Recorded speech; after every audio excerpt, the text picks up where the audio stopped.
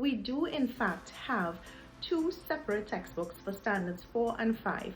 One would be on narrative writing and one would be on report writing, and I'm going to explain why. When the textbooks came out, I initially would have had both the genres in one single textbook, and then COVID would have happened and the Ministry of Education would have made things a bit easier for our students, so they would have indicated the genre that would be tested. So for example, they would have indicated narrative writing would be tested or report writing would be tested. And with this in mind, I felt that it would be much more practical to have one of the genres, so that if they are testing reports, students can focus on that, and if they are testing narratives, they can focus on the narratives. After that, when ministry would have reverted to having both tested, the suggestion came that it should remain separate, because what teachers found was that the physical separation of the textbooks created a mental separation, and it allowed students to recognize in a stronger way that the writing of reports would have been different from the narrative. So we found that the language use, the formal tone and style that report writing would demand, it would have been clearer for students to understand because of that physical separation. It lent some sort of understanding, a deeper understanding for students that this is something that is different from the story writing that they're used to.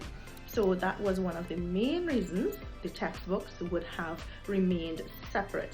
Another reason that the textbooks remained separate would have been the heavy content.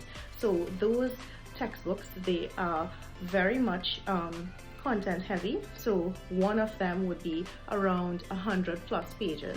The other would be close to 125. So that would be an amalgamation of over 250 something pages for one textbook. So we're thinking of weight, we are thinking of cost. So it was much easier and it was more practical to leave it as it was in the separated texts, so that even in the approach, some schools, when they're using it or parents purchasing on their own, they would purchase the narrative for standard 4, then they may purchase the reports for standard 5. So again, they're working with their children with the genres separated, making sure that they can handle the narrative or the report, whichever they choose to work on first, and then they can move on to the other genre that they would have to work on. So again, we do have two textbooks for standard 4 and 5. Our narrative and report books are separate, and these are some of the reasons based on feedback from teachers and what would have worked better for our children when using these textbooks. So I hope this brings some clarity as to why we have two textbooks for narrative and report. And while I'm on this topic, I would also state that in doing the standard 1 and 2 textbooks, I would have followed suit, where standard 1 and 2, I would have put reports and narratives separately for the same reasons, because our children again make a better distinction with the styles in mind.